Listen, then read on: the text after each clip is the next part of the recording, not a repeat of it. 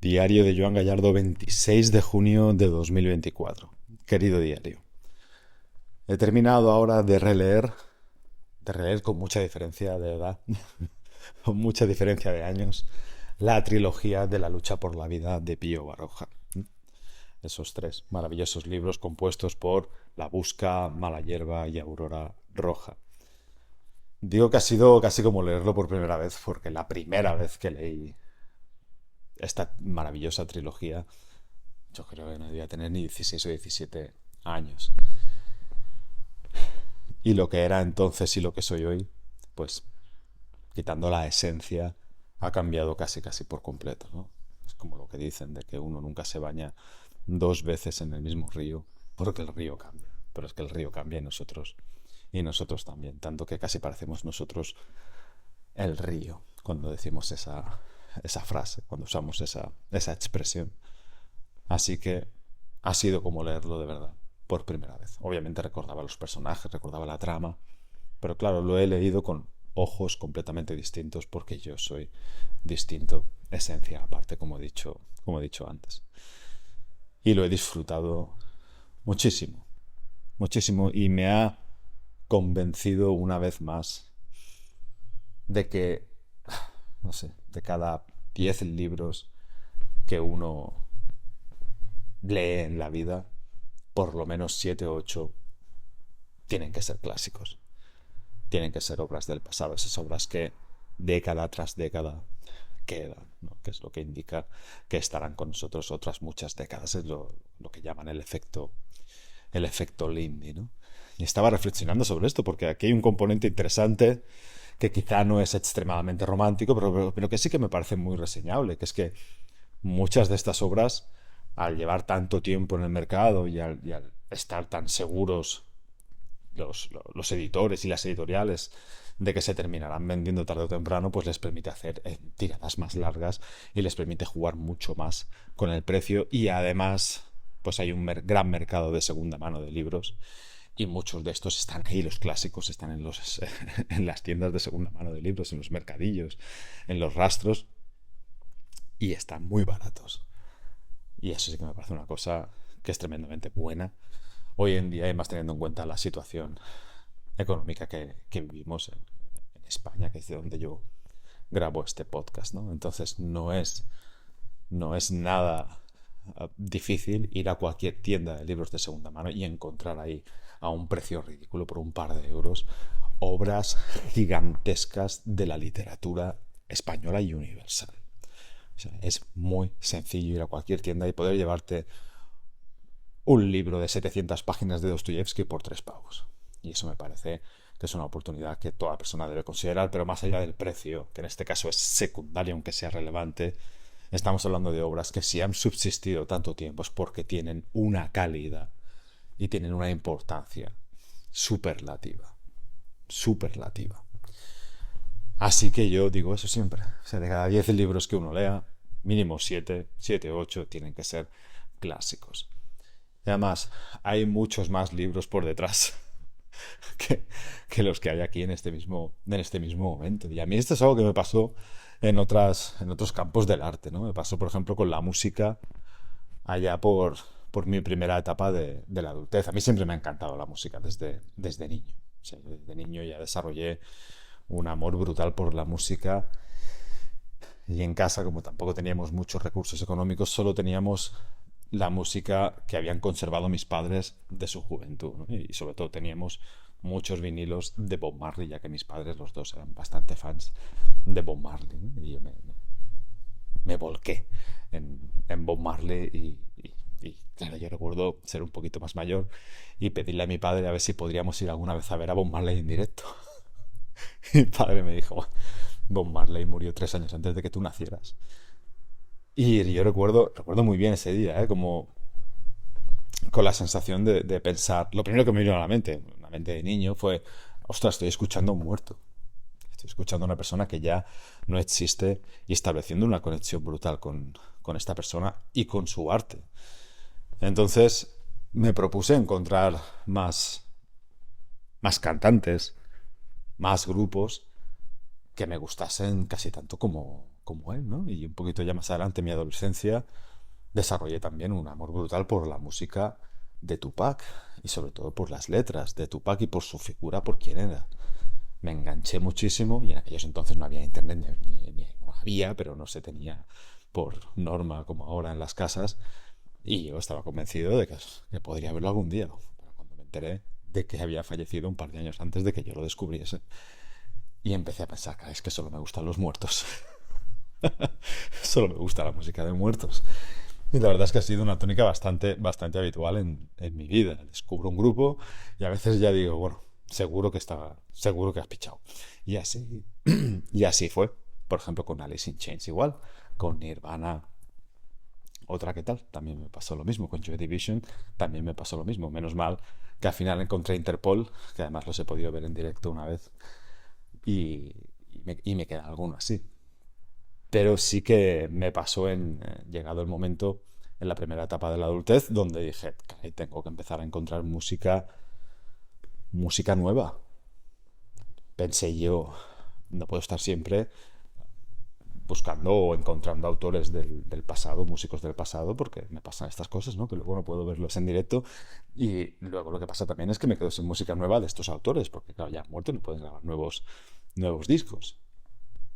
Y ahí estaba yo buscando y estuve una larga temporada consiguiendo bastante éxito. Hasta más o menos pues el año 2005, 2006 iba encontrando, fue en esa época, en 2000, 2001, cuando encontré Interpol. También en esa época encontré Queens of the Stone Age, que es otro de mis grupos favoritos. Un poquito más tarde encontré Arcade Fire, que también es uno de mis grupos favoritos. Luego encontré Kings of Leon, que toda esta gente está viva y son contemporáneos. Pero hubo un momento, al final de esa década, donde la música dio un giro. Y a mí me empezó a parecer que todo lo que salía, por ejemplo, por la MTV, que era muy fan de pasar horas encontrando grupos nuevos en la MTV, pues de repente empecé a ver que es que aquello cambiaba, que la MTV dejaba de ser la MTV para ser un canal de reality shows y que los géneros nuevos que salían me parecían tremenda mierda, ¿no? O sea, no me gustaban nada y me costaba muchísimo encontrar nuevos grupos, nuevos cantantes, nuevos solistas y nuevos géneros de música también. Entonces ahí dije, bueno, me vuelvo a mi casa. Y por me vuelvo a mi casa me refiero a vuelvo al pasado. Y ahí volví a encontrar una cantidad de música, una cantidad de grupos, una cantidad de músicos, una cantidad de solistas, una cantidad de géneros brutales en el pasado. Y era como si eso no se fuese a acabar absolutamente nunca. Y entonces, desde entonces, mejor dicho, vivo así, con un pie en el pasado o con un pie y medio en el pasado y con medio pie en el presente, intentando encontrar de vez en cuando alguna cosa nueva, que las hay. ¿M? No es tan conocida, no es tan conocido lo que hay nuevo, pero lo hay y de una calidad también tremenda. Pero es que en el pasado hay muchísimo, caray. Hay muchísimo y de un valor y de una calidad increíbles, increíbles, maravillosos. Y esto pasa con todo, pasa con el arte. Yo sigo viviendo en el pasado con el tema del arte. Me cuesta mucho que encontrar un artista nuevo que me genere lo que me generó en su momento la pintura de Egon Schiele, ¿no? O el trabajo de Alphonse Mucha. No encuentro esa misma sensación con la literatura igual. O sea, hay autores nuevos que me encantan, pero me cuesta mucho volver a sentir lo que siento, por ejemplo, cuando leo a Dostoyevsky, cuando leo a Tolstoy. O sea, no encuentro eso cuando leo a Delibes, por ejemplo. Esa sensación en las entrañas, ¿no? Ese removerte absolutamente todo. Me cuesta mucho encontrarlo en, en autores nuevos. Aunque de vez en cuando tengo que decir que sí, que aparece algún autor poco conocido, como Labatut, por ejemplo, que digo, madre mía, ¿esto qué es? Qué descubrimiento, ¿no? Y me congratulo muchísimo de ello. Pero tengo la sensación de que si viviese en el momento actual, presente, todo el tiempo buscando ahí, se me quedaría corto rápido y volvería a ir de viaje al pasado. Y esto pasa incluso con géneros y con artes, que para mí es arte, más de nuestra era, como es el arte de los videojuegos. O sea, ya lleva el suficiente tiempo con nosotros como para que ya haya clásicos dentro de ese género. Y yo que estuve muchos años sin jugar a videojuegos, Eso que me gustan. Y en mi casa con mis hijos jugamos a videojuegos porque yo creo que tienen cosas muy, muy, muy buenas. Estuve un tiempo, pese a ello, muy desconectado, muy centrado en mi carrera profesional, antes de que los niños fuesen un poco más mayores y tal, y estuve sin jugar y me salté un par de generaciones. O sea, ya no llegué casi a la generación de PlayStation 3 y Xbox 360 o Xbox One, PlayStation 4, ya ni hablamos de PlayStation 5. Y entonces, para cuando me intenté reenganchar, había muchos títulos que en teoría eran los que más rompían la pana y yo no los conocía de absolutamente nada, ¿no? E intentando encontrar mi sitio aquí, dije, bueno, pero es que a fin de cuentas, cuando yo era chaval y podía jugar a videojuegos, tenía tiempo, pero no tenía un duro para, para poder jugar a todo lo que quería. Y me di cuenta de que había muchos títulos que yo quise haber jugado en su época, pero no pude, pero que seguían estando ahí, disponibles, y además a un precio mucho más accesible, mucho más económico. Y luego había también estas consolas retro que podías jugar a lo que querías, ¿no?